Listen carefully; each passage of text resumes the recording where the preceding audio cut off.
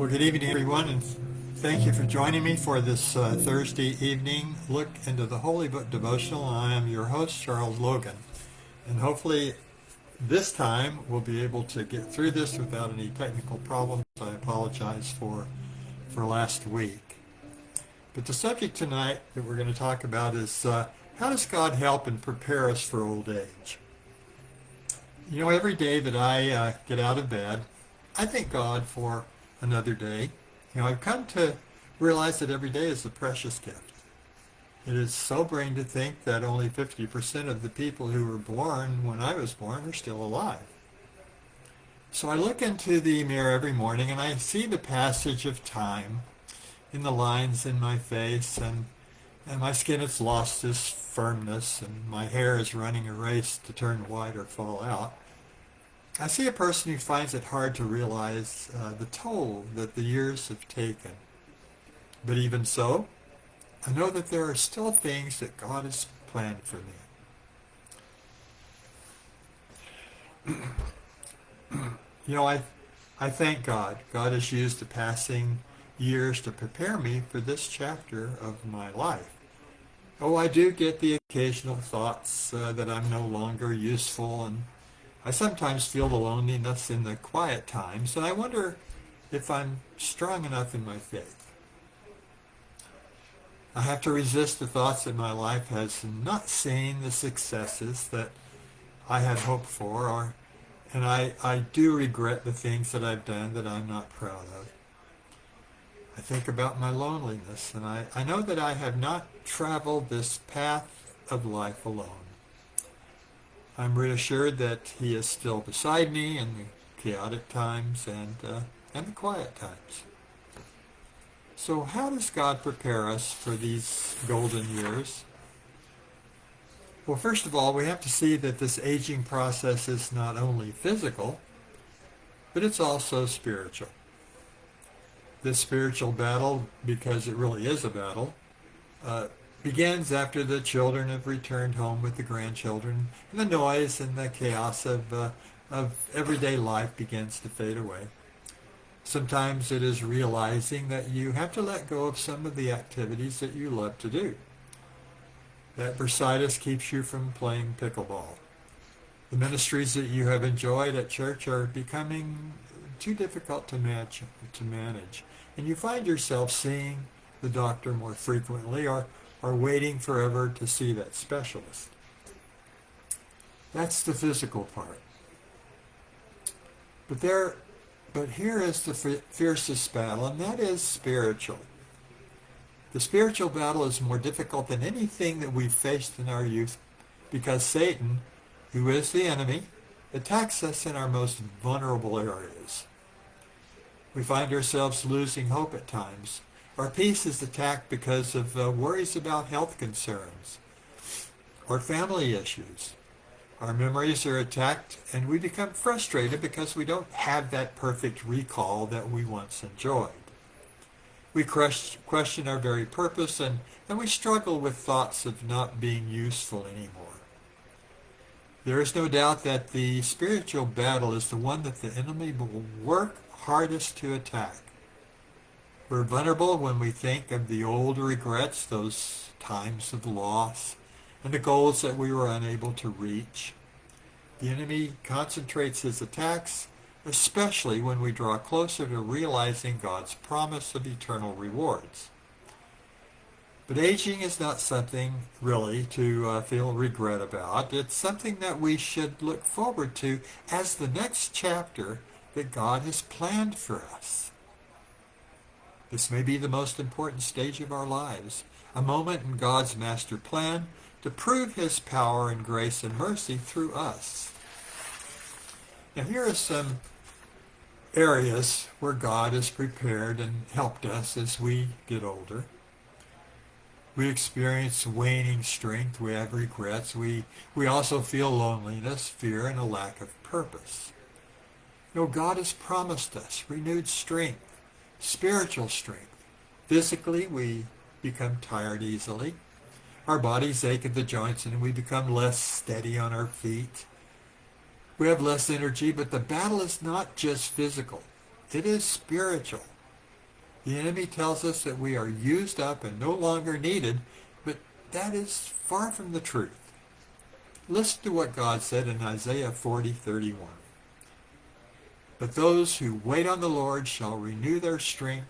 They shall mount up with wings like eagles. They shall run and not be weary. They shall walk and not faint.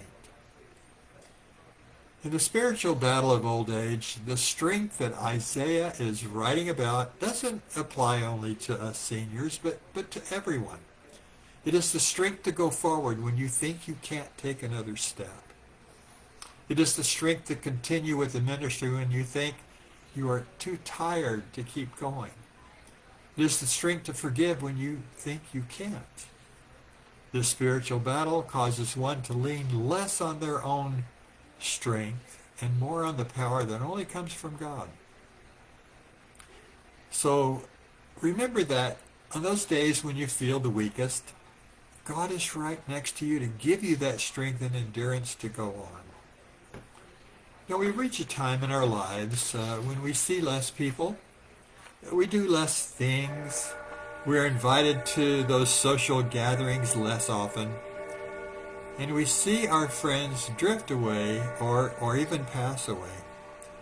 We question our purpose in those increasingly quiet times. You know, the enemy uses those times to put worry and doubt in our minds. We think we are all alone now, and we wonder if isolation will be our companion from now on. But the Bible confronts this in Hebrews 13:5, where the author writes, "Let your conduct be without covetousness. Be content with such things as you have, for he himself has said, I will never leave you or forsake you." Now, when friends and acquaintances drift away, God draws closer.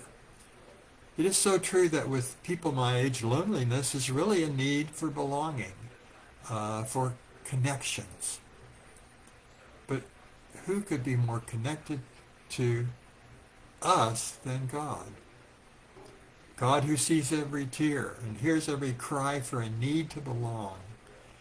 And hear this, people appreciate your presence more than you realize.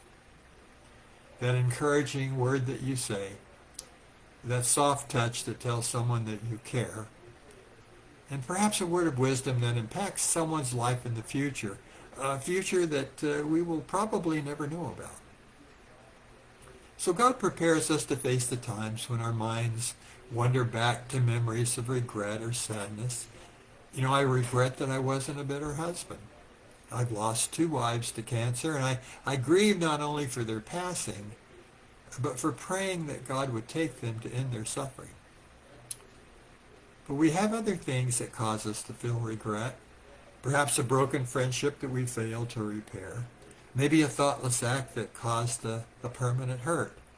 You know, there are a lot of regrets that you can lay at the feet of Jesus, and he can remove that guilt, the regret and the sadness, and replace it with an assurance for forgiveness, for the mistakes and the words that you would like to take back.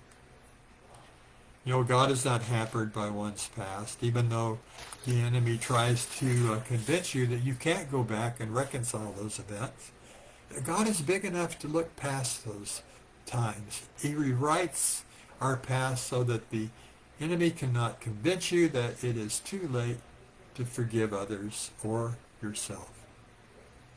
So there's nothing, and I repeat, nothing that is too broken for God to heal.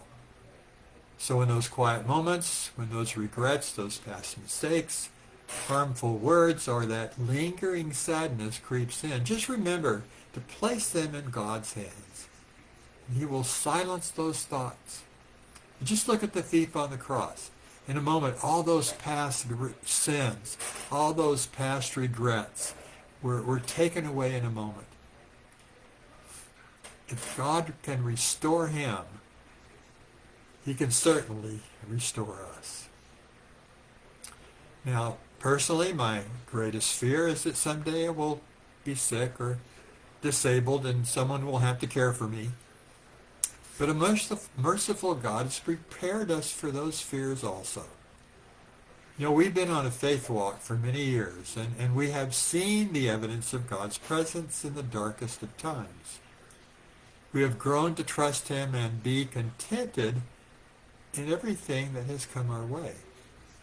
God has a purpose for each of us, and if that purpose is to minister in our disabilities and demonstrate our faith in any difficult situation, then that is God's will, and we'll accept it as such.